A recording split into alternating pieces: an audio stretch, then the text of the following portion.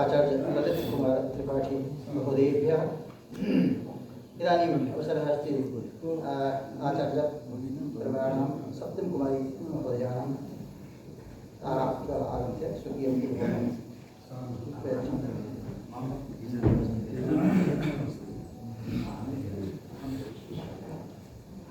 कर्पूरिगौरं करुणावतारं संसारसारं भुजगेन्द्रहारं सदा वसन्तं हृदयारविन्दे भवं भवानी सहितं नमामि। या देवी सर्वभूतेषु शक्तिरूपेण संस्थिता नमस्तस्यै नमस्तस्यै नमस्तस्यै नमो नमः। नमः सभायै सभापतिभ्यश्च। अंतर्राष्ट्रीय नेपाल भारत संस्कृत सम्मेलने भवतां समेषां भूरि भूरि स्वागतम् अभिनन्दनम्। अस्माकम् अस्य कार्यक्रमस्य प्राणभूतः अस्माकं कुलपति महोदयः, नेपाल भारत देशस्य समागतः विद्वांसः विदुषयश्च। मम विषय अस्ति नेपाल भारत देशे वेद वेदांग परंपरा नेपाल भारत संबंध सूत्र।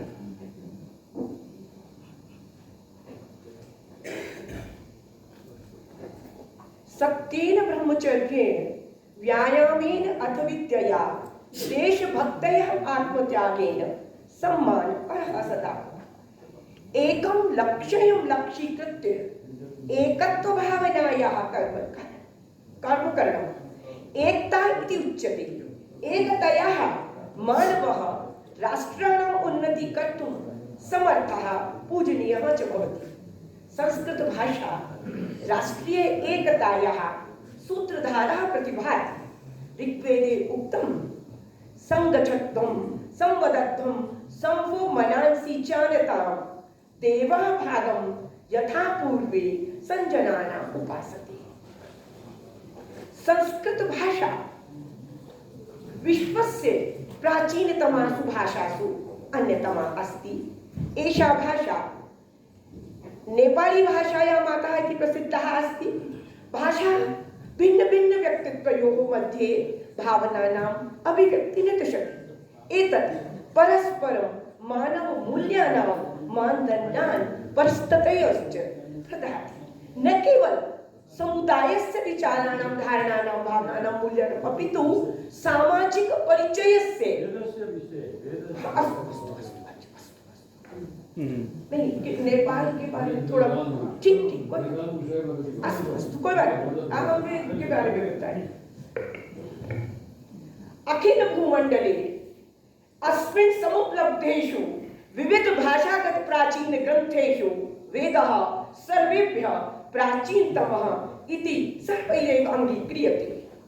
वेद्यन्ते ज्ञायन्ते लभ्यन्ते वा धर्मादिपुरुषार्थः समय इति वेदः सायण आचार्येण वेद शब्दस्य व्युत्पत्तिपूर्वकं लिखितम् इष्ट प्राप्ति अनिष्ट परिहाराय अलौकिकम् उपायं यो ग्रंथो वेदयति स वेदः।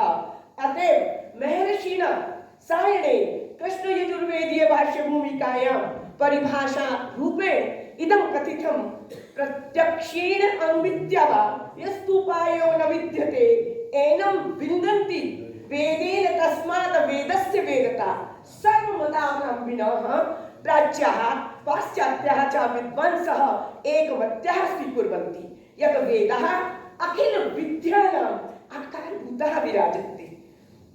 अतएव एतेषाम् अपौरुषेयत्वं सुप्रसिद्धम्। मानव मर्यादा अधिष्ठाता महाराजो मनुः स्वीकीयायां मनुस्मृतौ वेदानाम् अव्यहितत्वं संसाधयन् ऊर्ध्वबाहुरिं भवनं संविदशति। स कस्यचित् धर्मो मनुना परिकीर्तितः स सर्वो अभिहितो वेदे सर्वज्ञानमयो हि स वेदशास्त्रार्थज्ञो यत्र कुत्र आश्रमे वसति इति इहैव लोके तिष्ठन् स ब्रह्म भूयाय कल्पते। धर्म जिज्ञासमानानां प्रमाणं परमं श्रुतिः धर्म एव परमो धर्मः सर्व एव धर्मो वेदादेव समुद्भूतः यथा उत्तम वेदो अखिलो धर्ममूलम भूतम भव्यम भविष्यं च सर्ववेदात् प्रसिद्धयति सर्वासां सत्य विद्यानाम् आदि कारणं वेद एव महर्षिणा पतंजलिना कर्तव्यत्वेन समादिश्यते यत् ब्राह्मणेन निष्करणेन षडंगो वेदो अध्येयो केयश्च स्मृतिकारस्तु न एतावतैव विरम्यते अपितु निर्दिश्यते यत् ब्राह्मणेन एकनिष्ठया वेद अध्ययनं सम्पाद्यम् एतद् ब्राह्मणस्य परमं तपः ये तु वेदाध्ययनं न कुर्वन्ति ते खलु निन्दिताः सन्ति अपि च जीवन्नेव सपरिवारं ते शूद्रत्वम् उपयान्ति आचार्य मनुः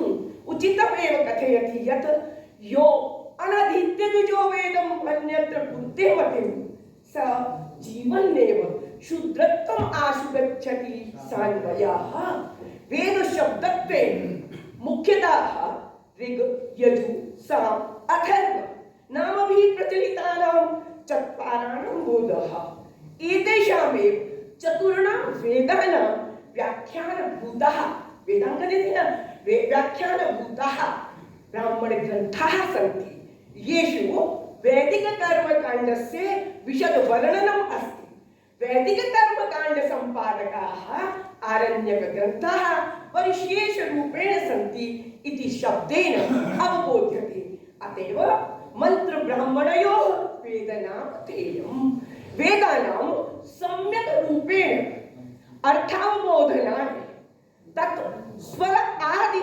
अवगमनाय तत् विनियोग ज्ञानार्थं च वेदांगानां महत्वपूर्णं स्थानं विद्यते वेद मंत्राणां सुरक्षा दृष्ट्या वेदांगानां ज्ञानम् आवश्यकमिति प्रतिभाति मंत्राणाम् उचित उच्चारणाय शिक्षायाः कर्मकाण्डस्य अनुष्ठानाय कल्पस्य शब्दानां रूपज्ञानाय व्याकरणस्य अर्थज्ञानार्थं निरुक्तस्य वैदिक छन्दसां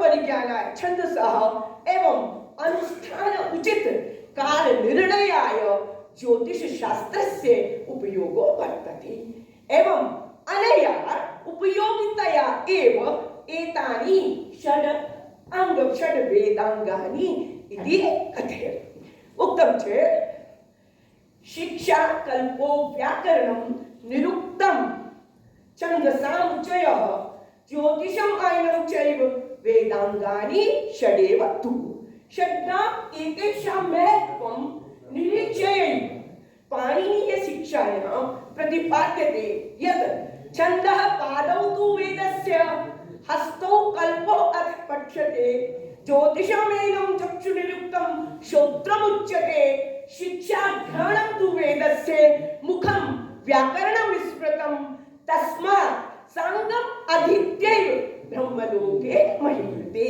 वेदांगानां विवरणं तु वेदार्थ बोध उपयोगिता च समासतो प्रस्तूयते अत्र शिक्षा कानां शिक्षा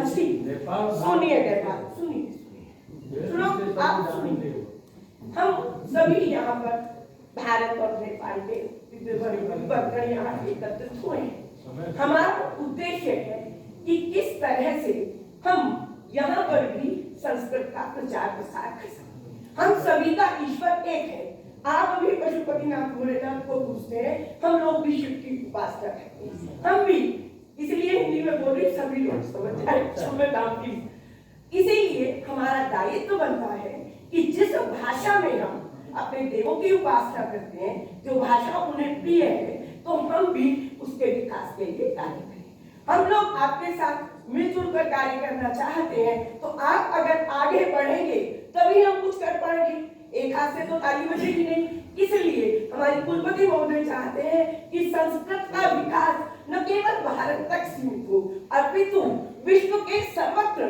कोने कोने में संस्कृत का विकास हो आपको मालूम होगा हमारे जयपुर में एक उमेश त्रिपाल महोदय थे साहित्य में है थे वो इतने विद्वान कुछ मत लेकिन वो वहां से चले गए हमें भी बहुत दुख हुआ जब हम बुलाते थे अच्छा लेकिन उन्होंने यहाँ आकर गुरुकुल परंपरा से हमने पूछा इच्छा आकर क्या किया है, तो गुरुकुल प्रारंभ किया है। उससे क्या फायदा होगा कि बच्चे पढ़ेंगे, संस्कृत का विकास होगा। इसलिए आज सभी का दायित्व बनता है कि संस्कृत विकास के लिए कुछ करें। और भी नहीं तो अगर आप प्रतिदिन 1 घंटा भी अगर छात्रों को संस्कृत सिखाने के लिए, आगे बढ़ने के लिए प्रेरित करेंगे तो देश का विकास होगा, राष्ट्र का विकास होगा। जयतु संस्कृतम, जयताम भारत।